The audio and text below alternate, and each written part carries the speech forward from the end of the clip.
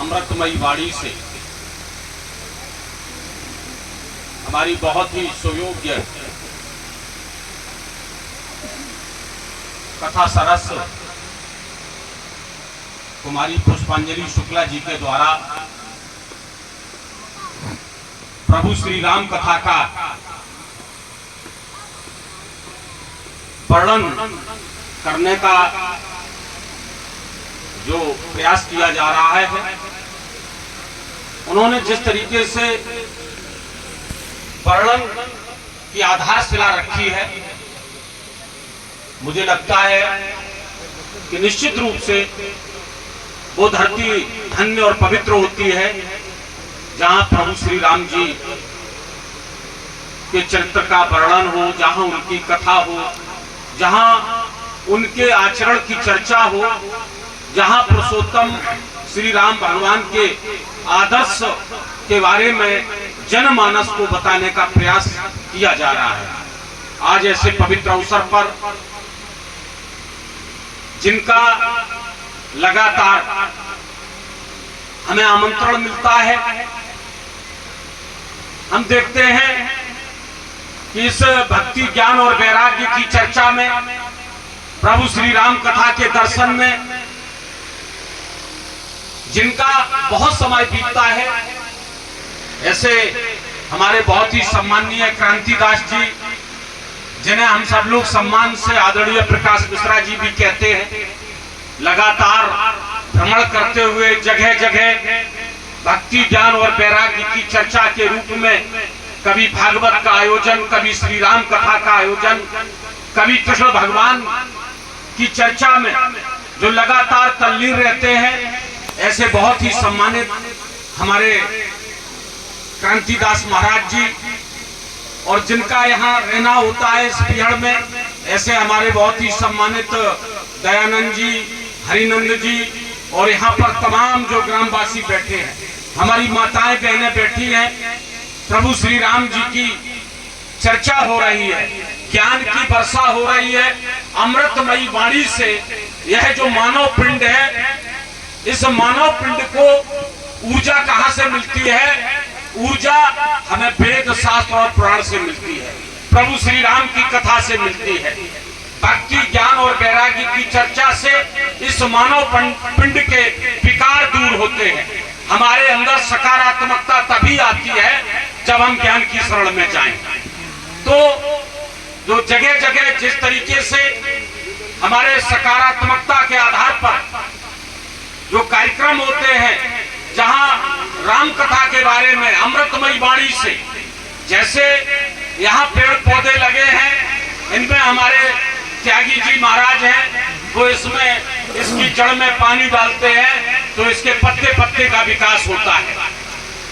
ऐसे ही हमारी कथा सरस बहन अपनी अमृतमयी वाणी से इस मानव के शरीर में अपने अमृतमयी वाणी से ज्ञान रूपी जल दे करके मनुष्य का सर्वांगीण विकास करने का जो आधार है, वो यही व्यासपीठ है, यही गद्दी है जहां से हमें सब कुछ ज्ञान अर्जित होता है, हमारे शरीर में ऊर्जा आती है। मनुष्य तो गीली मिट्टी के रूप में धरती पर आता है, उसको आकार अगर कहीं से मिलता है तो माँ की ममता से उसको आकार मिलता है, या प्रभु श्री राम जी की राम कथा और वेद शास्त्र और पुराणों और साहित्य और महापुरुषों के जीवन से व्यक्ति को गीली मिट्टी से देवता बनने का अवसर बनता है। नहीं तो ये गीली मिट्टी है, ये देवता भी होती है और ये दानव भी बन सकती है। तो इस गीली मिट्टी को जो देवता बनाने का, जो मानव बनाने का प्रयास हमारी बहन पुष्पांजलि जी के द्वारा किया जा रहा है। मैं बहुत ही उनकी अमृतमयी वाणी के, उनके विचार, उनके शुभार्थ के लिए, सुंदर विचारों के लिए, उनकी प्रबलता के लिए, प्रखरता के लिए और कठिन प्रयास और संकल्प के लिए मैं उनका बहुत अभिनंदन करता हूँ, बहुत स्वागत करता हूँ। और इस क्षेत्र में, इस निर्जन क्षेत्र में जो जंगल में मंगल करने का काम हमारे आदरणीय प्रकाश मिश्रा जी के द्वारा किया जा रहा है। हमारे प्रकाश मिश्रा जी छात्र जीवन से बड़े अच्छे खिलाड़ी थे, बहुत अच्छे पहलवान भी रहे हैं, बहुत अच्छे स्टूडेंट, मेधावी छात्र रहे हैं। आज वो आध्यात्मिक क्षेत्र में व्यक्ति के रूप में आज वो सत्य सनातन राम रामायण की साधना आराधना में आरती अरदास में लगे हुए हैं कि अर्जी हमारी और मर्जी तुम्हारी। इस भावना को लेकर के प्रकाश जी का जो प्रयास चल रहा है, मैं उनके ऐसे पवित्र प्रयास के लिए मैं बहुत उन्हें बधाई देता हूँ। और यह मानव जीवन है, मानव जीवन के अंदर हमारा शरीर है, इसमें 5 कर्मेंद्रियों और 5 ज्ञानेंद्रियों होती हैं। 10 इंद्रियों का यह शरीर है, जो 10 इंद्रियों पर विजय प्राप्त करता है उसे दशरथ कहते हैं। और राजा दशरथ के यहाँ प्रभु श्री राम जी का जब जन्म होता है उनके आंगन में, और उनकी छोटी सी एक इंद्री में अगर कहीं विचलन पैदा हो गया तो प्रभु श्री राम जो उनके घर में जन्मे थे वो भी वन को चले गए। इसलिए मनुष्य को अपनी इंद्रियों पर विजय प्राप्त करने का भी यही माध्यम है। ज्ञान की शरण में आना है, यम नियम संयम आहार और विहार के साथ हमें अपने शरीर को पुष्ट बनाते हुए अपनी इंद्रियों को बलवान बनाना है। ये हमारी माताएं बहनें हैं, ये हमारी माताएं बहनें ये धर्म की रक्षक हैं। धर्मो धर्मा रक्षता, धर्म की कोई रक्षा कर सकता है तो हमारी भारत पर जो हमारी माताएं बहनें हैं वो कर सकती हैं। क्योंकि जब हमें ज्ञान की आवश्यकता होती है तो माँ सरस्वती की पूजा करते हैं, जब धन की आवश्यकता होती है तो माँ लक्ष्मी की पूजा करते हैं, और जब दुष्टों का संहार करना होता है तो माँ भगवती आदि शक्ति माता अनंत शक्ति माता माँ दुर्गा की अष्टभुजी दुर्गा की का अनुष्ठान हम लोग करते हैं। इसलिए धन दायिनी ज्ञान दायिनी और दुष्टों का संहार करने वाली हमारी मातृशक्ति है। ऐसी मातृशक्ति को भी मैं इस पवित्र भूमि पर बहुत प्रणाम करता हूँ, उन्हें नमन करता हूँ। हमारे जो आयोजकगण हैं, यहाँ जो हमारे ग्रामवासी हैं, मैं उनसे भी निवेदन करना चाहता हूँ कि ये ज्ञान रूपी अमृत प्रभु श्री राम जी के बारे में जो हमारी बहन जी जिस तरीके से बता रहे हैं उसको सीखने की और उस पर चलने की आवश्यकता है। और जहाँ तक हनुमान जी है तो आप जानते हैं कि कलयुग के 4 देवता हैं, हनुमान जी है, शनि भगवान है, भैरव बाबा है, खाटू श्याम है।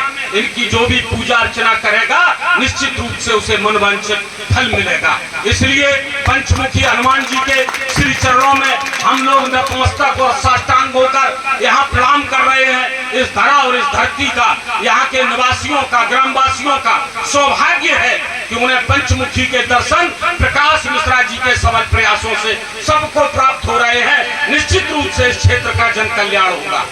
मैं समझता हूँ कि कहा जाता है कि दुनिया चले ना श्री राम के बिना और श्री राम जी चले ना हनुमान के बिना।